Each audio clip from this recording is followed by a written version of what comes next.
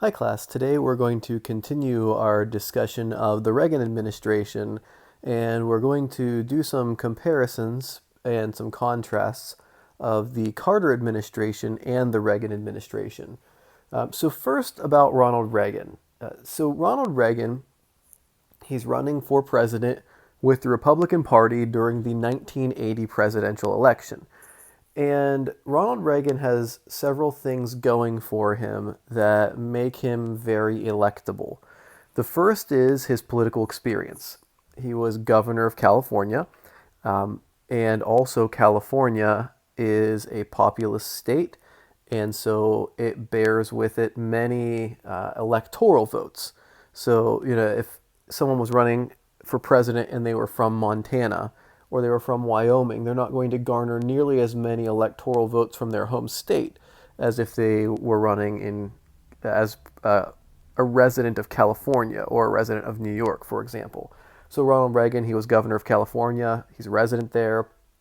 That's a very powerful thing as far as garnering electoral votes. Second is he was a movie star.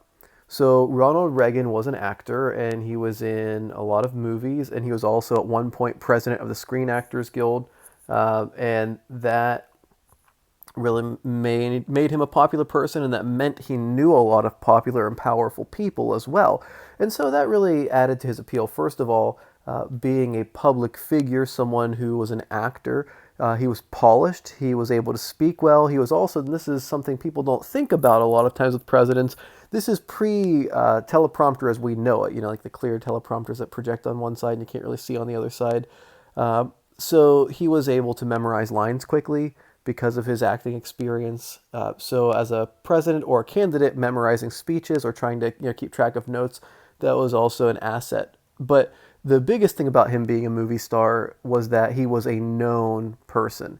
People knew who he was, not just from being governor of California, because honestly, I mean, if I named several states, I doubt very many people that I know would be able to name the governors of those states, right? Um, However, being an actor, we can all name some celebrities that are actors or actresses.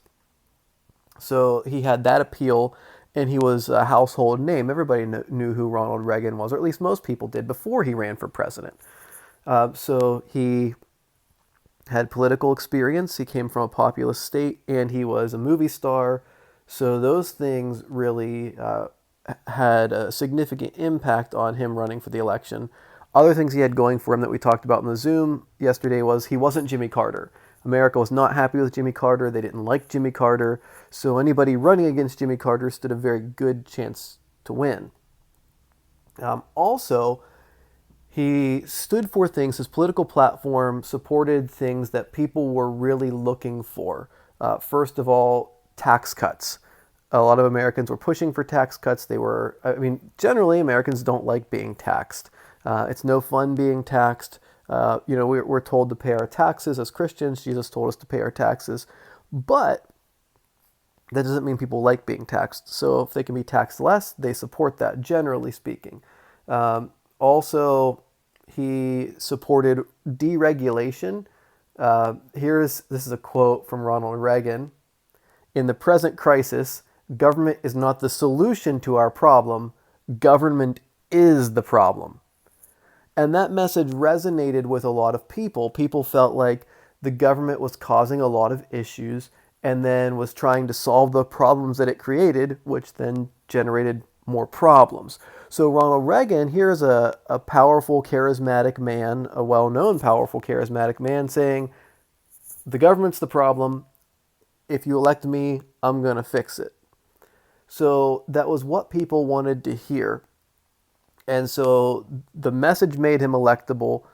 The fact that he wasn't Jimmy Carter made him electable. His prior experience being the governor of a populous state made him electable. So he just had a lot of things going for him. Plus, personality-wise, it was very hard to dislike Ronald Reagan. He was a very affable man. So he was very upbeat, very positive, very charismatic. So he just had a big personality, and that made people want to be around him, and it made people kind of see things from his viewpoint because of the way he acted and responded. So when Ronald Reagan is elected to president, or elected as president in 1980, he's inaugurated in 1981. Several things happen early on that really just bolster his popularity. The first thing is Iran, during the inauguration, Iran releases the hostage, the 50 hostages that they're holding that Jimmy Carter was unable to get released. Iran releases them as soon as Ronald Reagan is inaugurated. Now, there are some accounts that Ronald Reagan had contacted the Iranians and said that he was going to bomb them or at least take military action if they didn't do so once he was inaugurated. Uh, but at any rate, they were released right when he was inaugurated. So boom, number one, he became president and he got a problem solved that the previous president couldn't solve in 444 days. So that boosted his popularity. Also, he cut taxes like he said he was going to do. So Ronald Reagan instituted supply-side economics. It's nothing new. In this era, it was referred to as Reaganomics, but it's not Reaganomics. It's supply-side economics, and Calvin Coolidge had done so back in the 20s. So Ronald Reagan didn't come up with the idea, but he used a good idea to help stabilize a bad economy. Tax cuts generally generate more revenue in the end user's pocket, and that money usually doesn't stay in the pocket, it gets spent, which boosts economic growth. So supply side economics was something that Ronald Reagan had done, and he also deregulated a lot of sectors. So like broadcasting, banking, automotive industry, drilling, mining, logging, a lot of things that had been regulated, whether environmental regulations or business regulations, he cut those regulations, which generated massive growth in those sectors. So we see while there was a recession very early in the Reagan administration, like very early, we see by the mid 80s, the economy is booming. And under Reagan's second term, the economy is it's going crazy. It's great.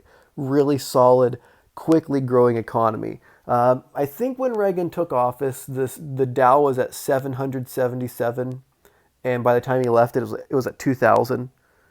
So it almost tripled, not quite, but it came close to tripling in 8 years, which is massive growth in the economy. But with that, one thing that Ronald Reagan did that was a foreign policy decision as well as a domestic policy decision, and it's a complete contrast to Jimmy Carter's foreign policy. Ronald Reagan believed in peace through strength. So he built up the U.S. military and spent somewhere around $1.5 trillion over his tenure as president on the U.S. military. Now, it wasn't just to build up the military. Peace through strength was the idea that if we're big and if we're tough and if we've got a big military, then no foreign power will dare mess with us because they would have to go to war with a very, very strong military. And the other brilliant portion of this is that Ronald Reagan asked a question during the Cold War that no other president had asked before.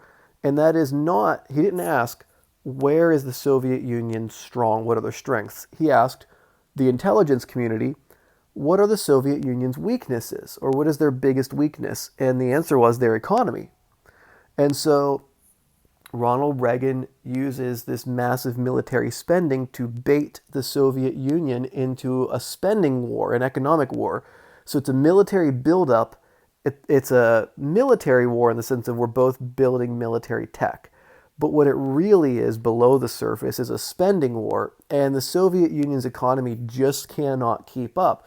And it's going to cripple the Soviet economy. It's going to be one of the main reasons why the Soviet Union ends up losing the Cold War is because their economy just breaks. And Ronald Reagan's Peace Through Strength initiative is one of the main reasons why the Soviet Union's economy breaks. So whereas Jimmy Carter was more for diplomatic relationships, talks, peace agreements, Ronald Reagan was more for an aggressive military buildup to bait the Soviet Union into falling. So those would be foreign policy differences and domestic policy differences, quite frankly, as well. Jimmy Carter, while he did deregulate some things with the petroleum industry, he was much more for environmental regulations in many of the other areas. So, just a side point, this is something I find a little bit ironic. Jimmy Carter had installed early solar panels, like we're talking early solar panels that aren't super effective on the White House, and Ronald Reagan had them removed. So it just shows philosophical differences. Now, you can discuss whether or not he should have done that, but that was what occurred. And also another thing that Ronald Reagan did, foreign policy wise, it was called Reagan Doctrine, and that is somewhat similar to Kennedy, where Kennedy believed in supporting rebels that were anti Soviet. So Ronald Reagan did something very similar to Kennedy in that he supported anybody that was an armed rebel group that was anti-communist and that was fighting communist forces in their region. He was willing to give them funding, give them weaponry, give them training, because he believed that the best way to deal with the spread of communism was to support those who were fighting it on the ground in the region it was spreading. So that really shows the philosophical differences between Reagan and Carter, because Carter wasn't for funding or supporting people that were rebels. He wasn't for armed conflict. He was much more for peaceable talks and peace agreements, where, in all fairness, Ronald Reagan had some arms control talks with Gorbachev.